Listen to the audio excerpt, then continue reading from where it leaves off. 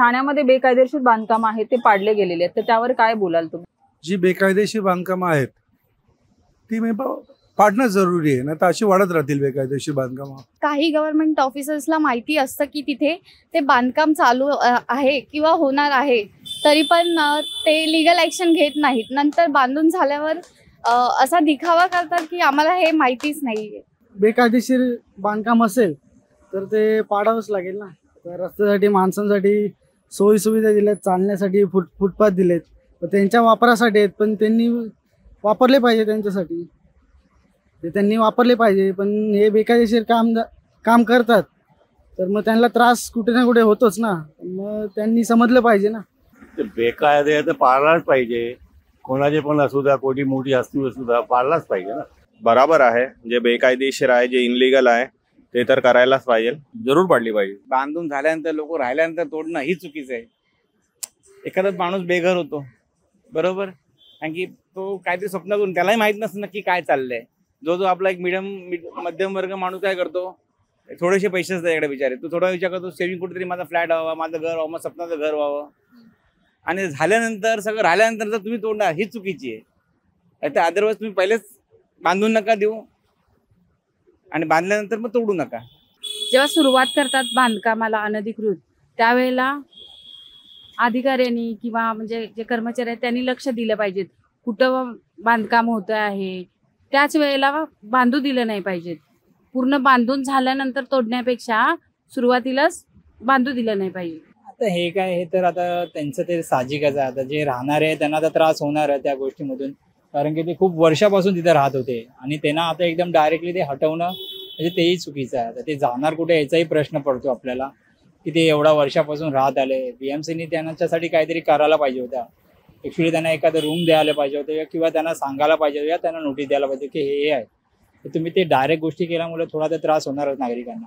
नाही, इनलिगली आहे ते पाडलं तर योग्यच आहे, पण ह्याच्या अगोदर म्युन्सिपाल्टीने किंवा याने ज्यावेळेला बांधकाम चालू असतं त्यावेळेला त्यांनी त्यावेळी विरोध केला पाहिजे. बांधल्यानंतर काही वर्षांनी तुम्ही कुणीतरी कंप्लेंट केली की हे केले की पैसे दिले नाहीत म्हणून मग तुम्ही पाडता, ते अयोग्य आहे.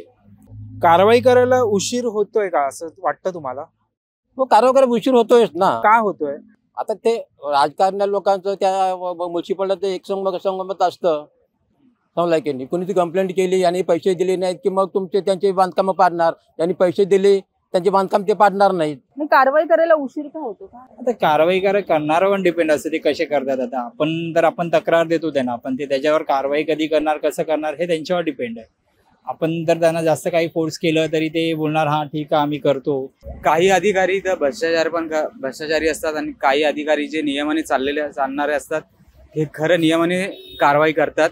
काही कारवाई करताना विचार करतात का कोण येणार आहे मध्ये, कोण आहे मागं, हे चौकशी करतात. काही वेळ चौकशी न करताही काही कारवाई केल्या जातात. त्यांच्या हिशोबाने ते ऍक्शन घेतात. आपण त्यांच्या डिसिजनला किंवा लेट किंवा आधी त्याच्याबद्दल आपण काय बोलू नाही शकत. उशिराने झाली, पण झाली तर नीट काढून पाहिजे.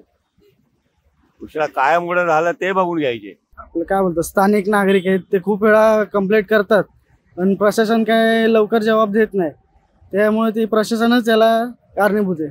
ही चुकीची प्रोसेस आहे असं. त्यामुळे कारण आता डिपेंड करतं कोणाचं काय, कोणाला किती घ्यायचे काय नाही घ्यायचे, व्हॉट एव्हर दॅट. ते मी बोलू शकत नाही त्यांच्याबद्दल. ते पॉलिटिकली असू शकतात, काय असू शकतात, व्हॉट एव्हर दॅट. तर कारवाई करायला उशीर का होतोय काय वाटतं तुम्हाला? पॉलिटिकल प्रेशर असावा. त्यांना त्यातून कमिशन किंवा कन्सेशन काहीतरी मिळत असेल तर त्यामुळे कदाचित, किंवा थोडाफार पैसा मिळत असेल त्यामुळे. म्हणजे असं म्हणायचं का तुला, सरकारी अधिकारी आणि कर्मचाऱ्यांची काही सेटिंग असते या गोष्टी? हो, असू शकते. आहे ना, नक्कीच आहे. एवढा मोठा बांधकाम 4 वर्ष राहिलो तर कसे काय झाला? आज मला ही गव्हर्नमेंटची जागा आहे इथे, तर मी समजा इथे काहीतरी करायला गेलो तर मला विचारून येतील काय करतो तिकडे, व्हॉट एव्हर. तर तुम्ही एखाद्या गव्हर्नमेंटच्या जागेवर किंवा अनलिगल तुम्ही बांधकाम करताय तर गव्हर्नमेंट तुम्हाला विचारायला येणार ना, प्रश्नच नाही ना. असं काय वाटत नाही मला. का आता हे खूप जुनं आहे आणि ह्याच्यावर कोणी जास्त काय लक्ष पण नाही दिलंय. आणि हे कसं होतंय काय होतंय हे आपल्याही ठाऊक नाही. विदाऊट एनी डेटा प्रूफ किंवा काय आपण कोणावर आरोप पण नाही करू शकत ना. तर बिल्डर किंवा बिल्डिंग कॉन्ट्रॅक्टर जे असतात त्यांचं आणि सरकारी कर्मचाऱ्यांचं काय सेटिंग असू शकतं? असू शकतं ना. निश्चित त्याशिवाय होणारच नाही.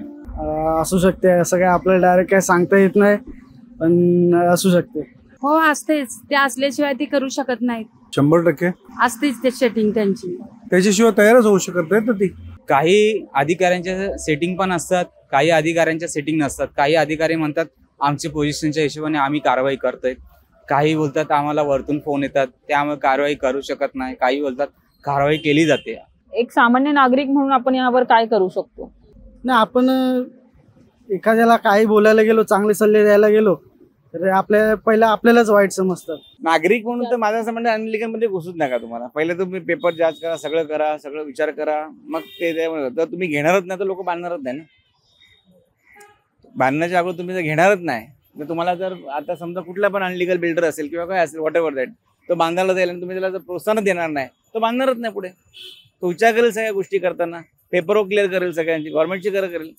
तो का बांधतो बिंदास, त्याला माहिती आहे माझ्या कसं येणारच, माझी बिल्डिंग बनणारच, त्यानंतर भले काय होऊन दे व्हॉट एव्हर. असं तर होऊ शकतं, ते मे बी पॉसिबिलिटी आहे त्या गोष्टीला. म्हणजे पहिली गोष्ट तुम्ही प्रोत्साहन देऊ नका नागरिकांना, ही विनंती आहे. बाकी तर मग ऑटोमॅटिक सगळ्या गोष्टी क्लोज होत जातील. कायद्याच्या हिशोबाने जर चाललं तर प्रॉपर आपण लढू शकतो त्या गोष्टीसाठी. लिगली जास्त आपण लढू शकतो, अनलिगली आपण काही करू शकत नाही. उलट सरकार आपल्याला हेच बघायचं आहे की किती दाबू शकतो आपल्याला. आणि पेपर ओके असले तरी पेपराला म्हणू शकतात का हे तुमचे बेकायदेशीर पेपर आहेत किंवा डॉक्युमेंट तुमचे बरोबर नाहीत, त्या अधिकाऱ्यांनी काय केलं आम्हाला काय माहीत नाही, आम्ही चौकशी करू, पण चौकशी कधीच होत नाही. नागरिकांना काय त्याला प्रोत्साहन द्यायला पाहिजे. असं काम थोडा, बाकीचे काय नागरिक काय करू शकतो सामान्य. तुम्ही चांगले काम केलं तर नागरिक पण हाऊस पण चांगले केले तर. आणि एक सामान्य नागरिक म्हणून आपण काय करू शकतो ह्या गोष्टीवर? एक सामान्य नागरिक तर काही करू शकत नाही. फक्त हे काम ऍक्च्युली प्रशासनाचं आहे. आधी मुळात म्हणजे लिगल वगैरे आहे की नाही ते पाहायला पाहिजे, नंतरच त्याच्यामध्ये हात घालावा. सामान्य नागरिक म्हणून ना उपाययोजना म्हणजे काय, हे अनधिकृत बांधकामामुळं कसं म्हणजे खूप इतर गोष्टीवर ताण पडतो. स्वच्छता नाही होत, पाण्याचं सुविधा होत नाही. आधीच्या लोकांना पाणी वगैरे पुरवठा कमी करतात आणि जिथं नवीन बांधकामं झाले तिकडे पाणी पुरवठा जास्त करतात. लोकांना त्याचा त्रास होतो आहे.